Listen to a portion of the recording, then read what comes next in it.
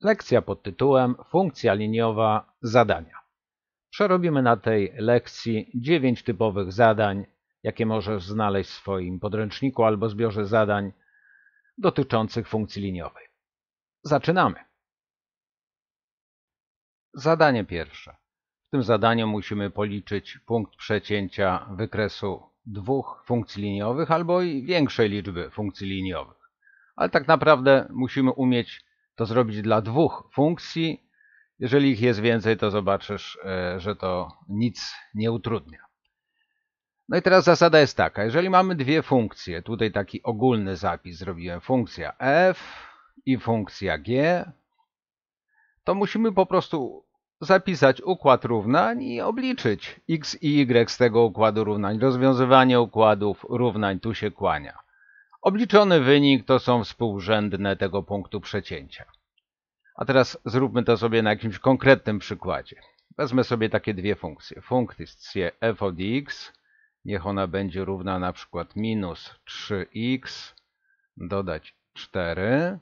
No i drugą g od x, ta niech się równa dla odmiany 2x dodać 1. I teraz zapiszę układ równań. Pamiętasz, że f od x równie dobrze mogę napisać jako y, prawda? Więc zrobię taki układ równań. Pierwsze równanie, y to jest minus 3x dodać 4 i drugie równanie, też y, równa się 2x dodać 1. I to jest mój układ równań. Jak go rozwiążę? Przez podstawienie. W pierwszym już mam pokazane, jaki ma być y, który podstawię do drugiego, czyli ten y, tą wartość, ten zapis, podstawię w to miejsce. Standardowa zagrywka. No to proszę bardzo, robię to. Czyli krok pierwszy, podstawienie, czyli po lewej stronie mam minus 3x dodać 4, po prawej 2x dodać 1. Xy sobie przerzucę na jedną stronę, a wyrazy wolne na drugą. Powiedzmy xy na prawo, liczby na lewo. Czyli tak, po lewej stronie mam 4 minus 1, a po prawej 2x dodać 3x. Po lewej 4 odjąć 1 to jest 3, po prawej 2 dodać 3 to jest 5x. Obie strony dzielę przez 5, żeby pozbyć się piątki przy x i dostaję 3 piąte równa się x. X już policzyłem, prawda? No to teraz jeszcze muszę policzyć y. Trochę sobie zrobię więcej miejsca. W jaki sposób? No tego x wyliczonego podstawię do jednego z równań, albo do tego pierwszego, albo do drugiego. Wszystko jedno tak naprawdę do którego. Powiedzmy, że podstawiam do pierwszego. No to mam w pierwszym y minus 3 razy x, czyli razy 3 piąte, no i dodać 4. I teraz po prostu muszę wykonać rachunki. Wykonuję rachowanie tego, co tutaj jest po prawej stronie.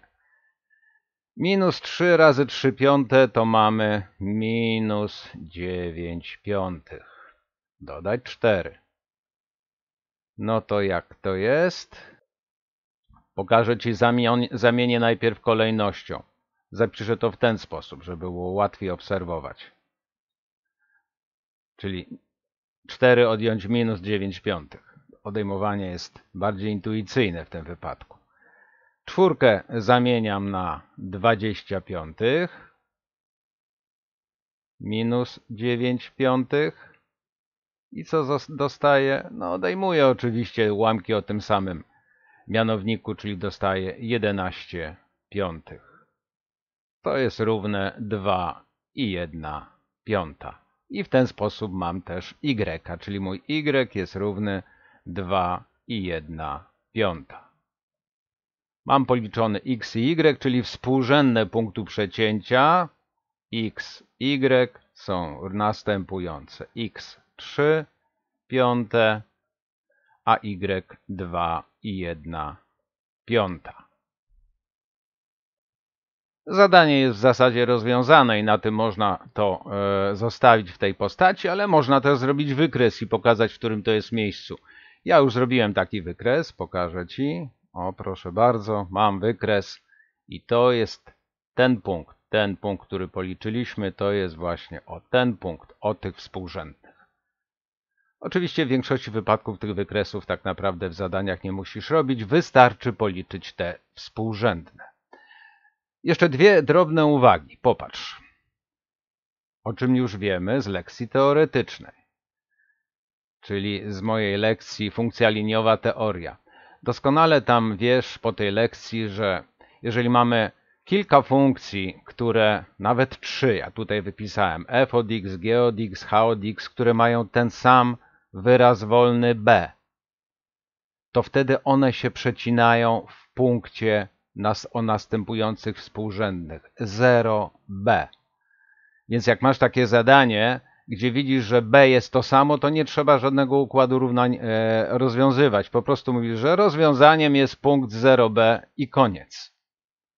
I jeszcze druga uwaga.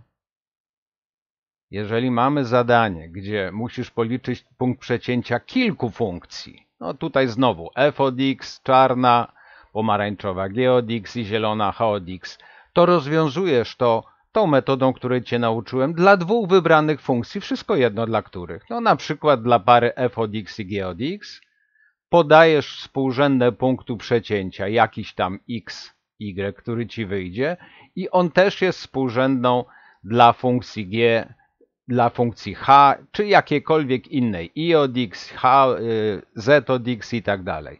Skoro one się mają przecinać wszystkie w tym samym punkcie, a o tym nam mówi zadanie, to wystarczy policzyć dla dwóch wybranych funkcji. Zazwyczaj bierzesz takie, które mają najwygodniejszą, najprostszą postać tego a razy x plus b i to jest rozwiązanie dla dwóch i większej liczby funkcji. Ok, pierwsze zadanie mamy gotowe, przejdźmy do drugiego zadania. Zadanie drugie.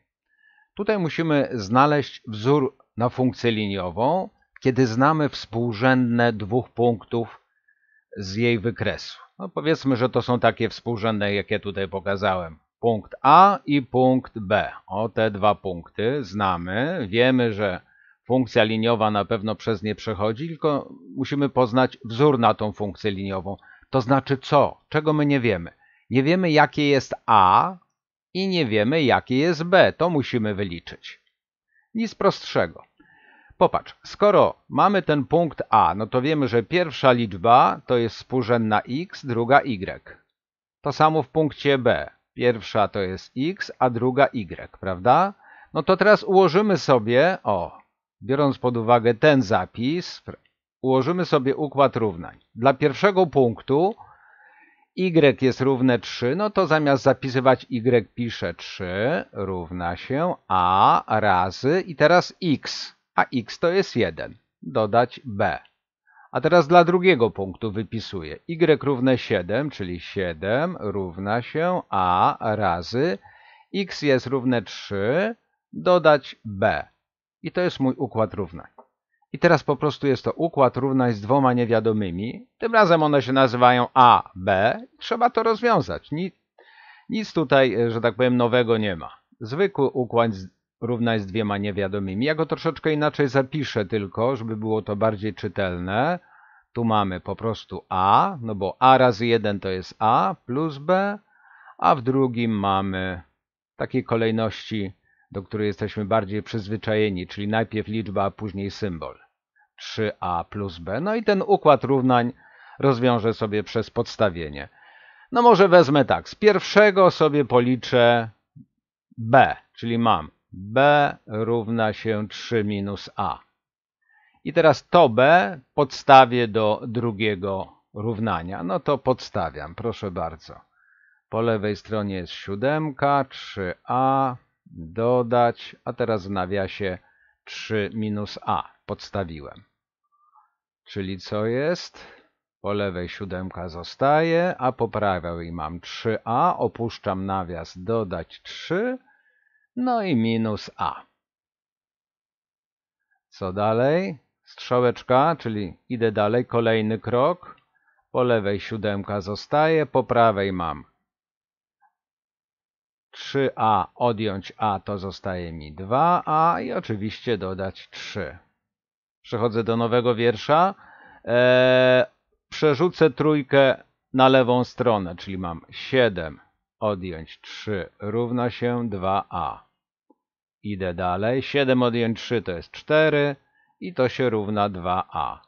Dzielę obie strony przez 2 i ostatecznie dostaję 2 równa się a. A policzyłem. A jest równe 2. No a skoro tak, no to teraz to a podstawiam do oczywiście tego równania, czyli dostaję b jest równe 3 minus 2, 3 odjąć 2 to jest 1, czyli ostatecznie b jest równe 1. Czyli jak wygląda zapis mojej funkcji liniowej, która przechodzi przez te dwa punkty? Skoro już znam a i b, to mogę napisać, że odpowiedzią jest funkcja liniowa o następującym wzorze. A, czyli 2x, dodać b, czyli 1. I to jest rozwiązanie takiego zadania. Przejdźmy do zadania trzeciego. Zadanie trzecie. Tym razem musimy znaleźć wzór funkcji liniowej, która po pierwsze przechodzi przez pewien punkt, o tutaj sobie wymyśliłem taki punkt A, i na dodatek ta funkcja liniowa jest równoległa do pewnej danej nam funkcji. Tu ją nazwałem g od x. No to te dwie informacje, że przechodzi przez punkt i jest równoległa, zupełnie nam wystarczą. No bo skoro mamy wyznaczyć wzór na funkcję, to tak naprawdę musimy obliczyć sobie a oraz b.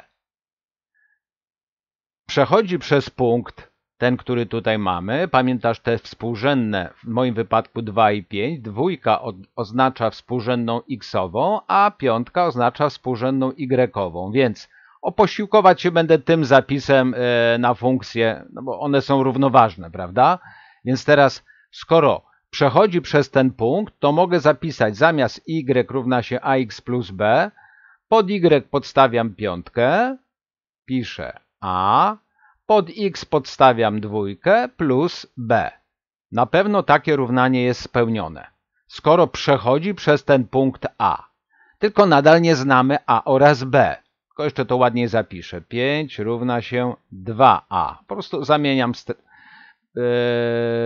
kolejność mnożenia. Mnożenie jest przemienne, więc mogę to zrobić, a taka postać, jak tu zapisałem, jest bardziej czytelna. Jesteśmy do niej przyzwyczajeni bardziej, że najpierw jest liczba, a później symbol. Ok, to już mamy. Tylko teraz zaczynamy korzystać z tej własności, że ta funkcja ma być równoległa do tej funkcji g od x 3x plus 7.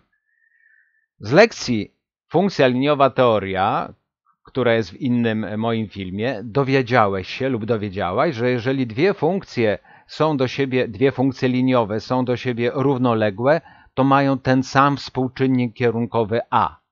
W funkcji g od x współczynnik kierunkowy a jest równy 3. O, tutaj to jest to a, prawda? To w takim razie, skoro ona ma być równoległa do naszej szukanej funkcji, to nasza szukana funkcja też musi mieć ten sam współczynnik kierunkowy. To a już znamy. Ok, no to proszę bardzo, w tym naszym równaniu wypisuję 5 równa się 2 razy znane nam a, czyli 3, plus b. Czyli 5 równa się 6 plus b. No to b ile się równa? Przerzucam szóstkę na lewą stronę i mam minus 1 równa się b. b policzyliśmy.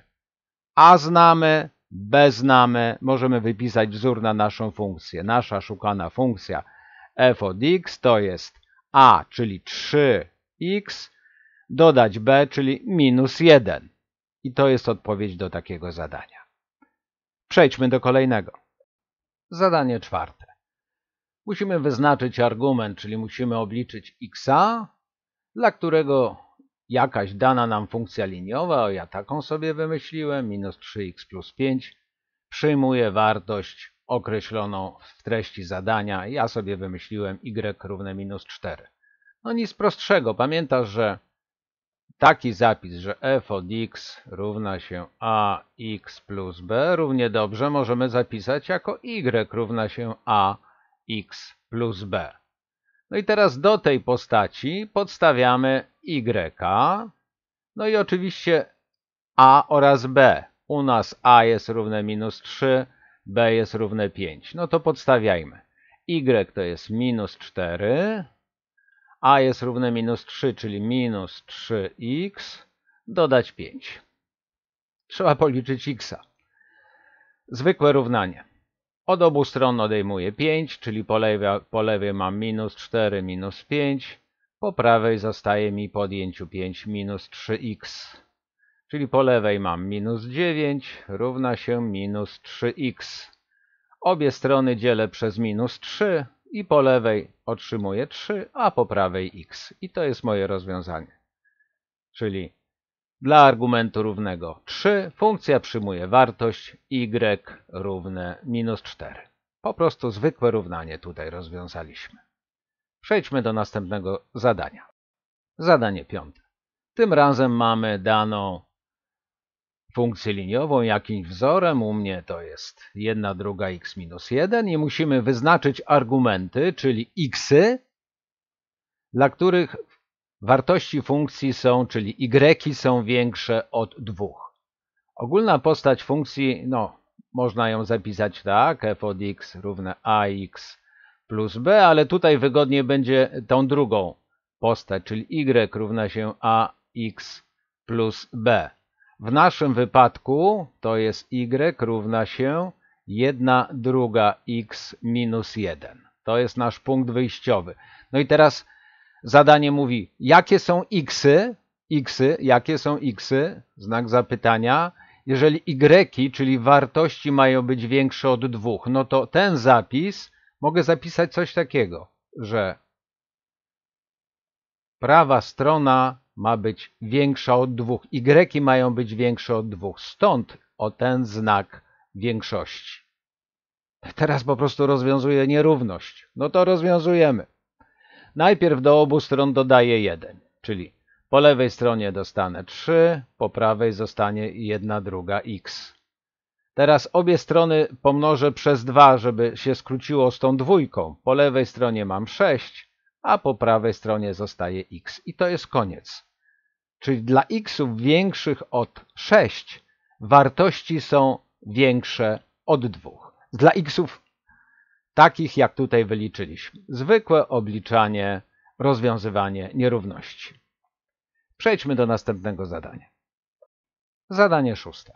Musimy wyznaczyć zbiór argumentów, czyli zbiór xów, dla których wartości, wszystkie wartości funkcji f od x są mniejsze od wszelkich wartości funkcji g od x, czyli to musi być spełnione, że wszystkie f od xy są mniejsze od g od xów. No to nic prostszego. F od x to jest 4x minus 3 i to ma być mniejsze. I teraz wypisuję funkcję g od x minus x plus 5. Muszę rozwiązać tą nierówność. Jak to zrobię tak? Xy przerzucam na lewą stronę, czyli mam 4x dodać x, a liczby na prawą, czyli mam 5 dodać 3. Po lewej stronie mam 5x po zsumowaniu, po prawej mam 8.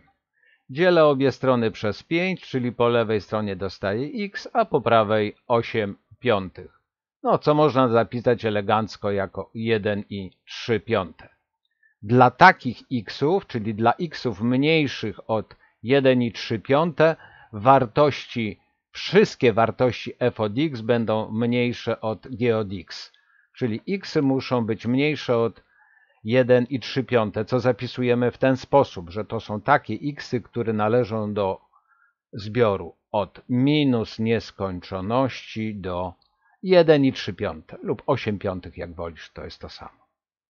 Dla xów należących do tego zbioru wartości funkcji f od x są mniejsze od wartości funkcji g od x. Koniec tego zadania, przejdźmy do następnego. Zadanie 7. W tym zadaniu musimy sprawdzić, czy dany nam punkt, ja na przykład sobie biorę taki punkt a o współrzędnych 2, 5, należy do wykresu jakiejś danej funkcji. Ten zapis funkcji równie dobrze możemy zapisać w ten sposób. 3x minus 1, prawda? To jest nasz punkt wyjściowy. No i teraz musimy sprawdzić, czy do wykresu tej funkcji liniowej należy ten punkt a, 2, 5. Pamiętasz, pierwsza współrzędna to jest x, a druga y. No to jak odpowiadamy na to pytanie? Do wzoru na funkcję podstawiamy ten x, czyli w naszym wypadku 2 i zobaczymy, czy dostaniemy piątkę. Jeżeli dostaniemy piątkę jako y, to znaczy, że jest ok. No to proszę bardzo, podstawiam. Czyli tak, podstawiam 3, za x biorę 2, czyli 3 razy 2 minus 1. Y równa się 3 razy 2 to jest 6 minus 1, czyli y równa się 5. Sprawdzam. Rzeczywiście, jak podstawię 2, dostaję piątkę, czyli ok, ten punkt należy do wykresu tej funkcji. A teraz popatrzmy na kolejny przypadek. Inna funkcja, inny punkt, ale metoda ta sama, czyli tylko tą kropeczkę tu zmarzę. Funkcja jest taka, y to jest 2x dodać 3. No i teraz w miejsce xa podstawię 4 i zobaczę, czy wyjdzie mi dziesiątka. Odda tutaj. No to podstawiam. Y równa się 2 razy 4 dodać 3. Y równa się 8 dodać 3. Y równa się 11. No i niestety, niedobrze, więc odpowiedź jest nie, ponieważ nie otrzymaliśmy tej dziesiątki. Jeżeli podstawiliśmy za x 4, nie dostaliśmy dziesiątki, tylko jakąś inną liczbę, u mnie 11, a więc ten punkt A nie należy do wykresu tej danej funkcji. Przejdźmy do następnego zadania. Zadanie 8.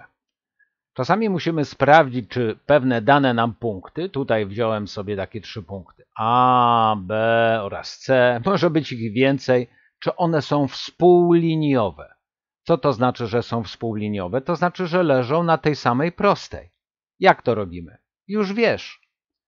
Po pierwsze, krok pierwszy, dla dwóch wybranych dowolnie, bierzesz sobie 2 dowolnie, powiedzmy bierzesz A i B. Wyznaczasz równanie funkcji liniowej, na której leżą oba te punkty, a to zrobiliśmy już w zadaniu drugim. Przypominam, zadanie drugie to jest właśnie wyznaczanie wzoru funkcji, gdy znamy współrzędne dwóch punktów. A więc pierwsza rzecz, bierzemy te 2 punkty i wyznaczamy sobie równanie funkcji liniowej, która przechodzi przez te 2 punkty. Jak już to zrobimy, czyli mamy wzór, to teraz przechodzimy do punktu drugiego i sprawdzamy, czy te pozostałe punkty, u mnie na przykład C, ale być może jakieś jeszcze D i tak dalej, należą do wykresu tej funkcji, którą przed chwilą w punkcie pierwszym wyznaczyliśmy. To jest zadanie numer 7, przed chwilą przerabiane, czyli w zadaniu numer 7 dowiedziałaś się, jak sprawdzać, czy punkt należy do wykresu funkcji liniowej. Czyli 8, o której teraz mówię, to jest tak naprawdę wykonanie tego, czego nauczyliśmy się w zadaniu drugim oraz w zadaniu 7. I na tym koniec. Idziemy do ostatniego zadania. Zadanie 9. Wiemy, że pewna funkcja, tutaj taką sobie wymyśliłem, f od x, wyznacza z osiami układu współrzędnych, czyli mamy oś x, oś y, trójkąt. Musimy policzyć pole tego trójkąta. To najpierw trzeba sobie narysować wykres tej funkcji liniowej. Popatrz, ta funkcja ją tutaj rozpiszę tak wyraźnie. F od x równa się 2x dodać 4. Co my wiemy już po lekcji z teorii? Że b, a to jest nasz wyraz wolny b, pokazuje nam punkt przecięcia z osią y. Zaznaczę w takim razie. To jest punkt przecięcia z osią y. 4, to jest b. To teraz chcielibyśmy zaznaczyć sobie punkt przecięcia z osią x, bo jak będziemy mieli 2 punkty, no to już będziemy mogli narysować kreskę tej funkcji liniowej. Punkt przecięcia z osią x, czyli tak naprawdę miejsce zerowe, czyli to jest takie miejsce, gdzie y jest równe 0, czyli ten nasz wzór 2x plus 4, za y podstawiam 0, 2x plus 4. Jak wyznaczę teraz x z tego równania, to będę miał miejsce zerowe. No to przerzucam 4 na lewą stronę, dzielę obie strony przez 2 i to jest mój punkt zerowy, czyli minus 2 w tym miejscu, no, może trochę ładniej, dokładniej, minus 2. To jest punkt zerowy. No to teraz mogę narysować już kreskę, linię naszej funkcji. Postaram się jak najdokładniej to zrobić. Jeszcze raz. Chwila cierpliwości. Nie chcę bazgrolić, więc o, proszę bardzo. Dobra, teraz jeszcze ją tylko przedłużę. Proszę bardzo, to jest OK. Udało się. To jest nasza funkcja f od x, 2x dodać 4. No a teraz chodzi o trójkąt, o ten trójkąt, zobacz, o ten trójkąt, który jak zadanie głosi, wyznacza z osiami x i y, czyli tak naprawdę ten trójkąt wygląda w ten sposób. Tak, i jeszcze tu dorysuję. O, to jest nasz trójkąt. To pole musimy wyznaczyć. No to proszę bardzo, żaden problem. To jest wysokość trójkąta H, a to jest podstawa A, prawda? Wzór na pole trójkąta, mam nadzieję każdy pamięta, to jest A razy H przez 2. W naszym wypadku A jest równe 2, H jest równe 4, czyli podstawiamy 2 razy 4 przez 2, dwójki się skracają i wychodzi 4. I to jest pole naszego trójkąta. Zadanie rozwiązane. To było ostatnie zadanie, zatem koniec tej lekcji.